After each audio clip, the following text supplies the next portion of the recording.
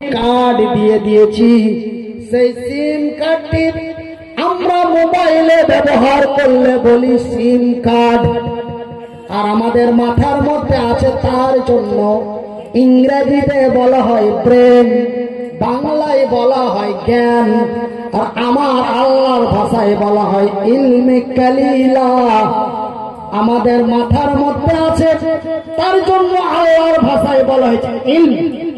তো মোবাইল থেকে যেমন সিম কার্ডটি ছোট, আচ্ছা ভাই, সিম কার্ডটা কি মোবাইলের চাইতে বড় না মোবাইলের সমান? মোবাইলের চাইতে ছোট। ঠিক মহান রব্বুল আলামিন এই পৃথিবীর মানুষকে অনেক উঁচা মোটা তাগড়া জোয়ান করে তৈরি করেছে, কিন্তু মহান আল্লাহ যে জ্ঞানটুকু আমাদের মাথার মধ্যে দিয়েছে, তিনি স্পষ্ট ভাষায় বলছেন ইলমে কালিলা ওয়া মা উতিতুম মিনাল ইলমে কালিলা। অতি সামান্য, অতি ক্ষুদ্রতম জ্ঞান তোমাদের মস্তিষ্কের মধ্যে দিয়ে দিয়েছি। সেই জ্ঞানের দ্বারাই তোমরা আমার আকাশ ভ্রমণ করতে পারো, আমার জমিন ভ্রমণ করতে পারো, তোমরা দামি দামি অ্যান্ড্রয়েড মোবাইল তৈরি করতে পারো, এই জায়গা থেকে ওই জায়গা যে চলে যেতে পারো। আমি আল্লাহ তোমাদের জ্ঞান দান করেছি। সেই জ্ঞানের দ্বারাই, সেই কথার দ্বারাই আমি মনিরুদ্দিন, আমি আমার নিজের জীবন যাপন করি, বলি আলহামদুলিল্লাহ। আমরা যদি কথা বলতে না পারতাম, আমাদের যদি কথা বলার শক্তি না থাকতো, আমাদের যদি বোঝার মতো শক্তি না থাকতো, মহান আল্লাহ যদি আমাদের জ্ঞান না দিতেন, তবে আমাদের কোনো একটা চতুষ্পদ যন্ত্রের মধ্যে, একটি মানুষের মধ্যে কোনো পার্থক্য থাকতো না। কিন্তু পার্থক্য একটাই, যে আমরা কথা বলতে পারি এবং আল্লাহ আমাদের জ্ঞান দান করেছেন, বলি আলহামদুলিল্লাহ। ভাই, আপনারা আলহামদুলিল্লাহ বলতে খারাপ পান না লজ্জা পান না পাপ হবে মনে করছেন? তো একবার জোরে বলি আলহামদুলিল্লাহ। দেখেন ভাই, একটা গরুরও দুইটা চোখ আছে, আমাদেরও দুইটা চোখ আছে, নাই? অবশ্যই। তবে মহান আল্লাহ রাব্বুল আলামিন চতুষ্পদ জন্তুকে মাহরুম করে নাই।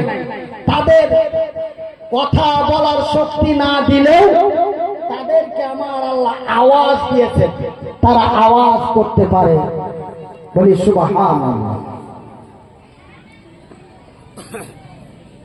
তো মহান রব্বুল আলামিন আমাদেরকে সবচাইতে ভালোবাসেন, তার প্রমাণ হলো যে মহান আল্লাহ আমাদেরকে দিয়েছে কোরআন। কি দিয়েছে ভাই? কোরআন। এই কোরআন, যেই কোরআনটি আপনাদের মাদ্রাসায় পড়ানো হয়, এই কোরআন এমন একটি কোরআন, একে আমরা আল্লাহর ভাষায় বলি কোরআন। কেউ বলি কোরআন শরীফ, কেউ বলি কোরআন মাজিদ। কিন্তু ভাইজান, আমি আপনাদের প্রশ্ন করে বলি, আপনাদের মাহফিলে আমার সামনে নর নারী মিলে প্রায় 1000-এরও বেশি মানুষ বসে আছে। আপনারা তো আমি যে জিনিসটার উপরে বসে আছি, এই জিনিসটার নাম কি? চেয়ার।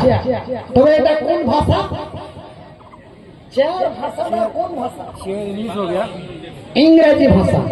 তবে আমরা এই চেয়ারটাকে আমরা ইংরেজি দিয়ে বলবো না, বাংলা দিয়ে বলবো। তবে কি বলবো? কেদারা। তবে চেয়ারের বাংলা নাম কি? আরাম কেদারা বা কেদারা। তবে আমরা চেয়ার হচ্ছে ইংরেজি ভাষা, কোরআন হলো আরবি ভাষা। তো কোরআনের বাংলা নাম কারো জানা আছে? কোরআনের বাংলা নাম কি? কোরআনকে বাংলাতে কি বলে? আমরা ফট করে বলে দিলাম যে চেয়ারকে বলা হয় আরাম কেদারা বা কেদারা। তবে কোরআনকে বাংলা ভাষায় কি বলে? কোরআনের বাংলা নাম কি? কোরআন তো আল্লাহর ভাষা, কোরআন মাজিদ এটা আল্লাহর ভাষা, কোরআন শরীফ এটা আল্লাহর ভাষা। কিন্তু আমাদের মাতৃ বাংলা ভাষায় কোরআনকে, কোরআনের বাংলা নাম কি? আপনারা একজন কেউ বলতে পারবেন? কোরআনের বাংলা নাম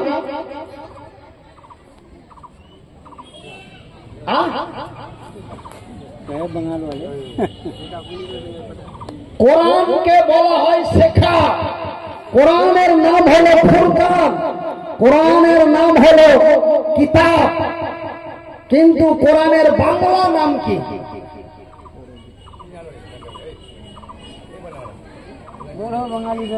কোরআনের বাংলা নাম হলো মানবতার সমাধান।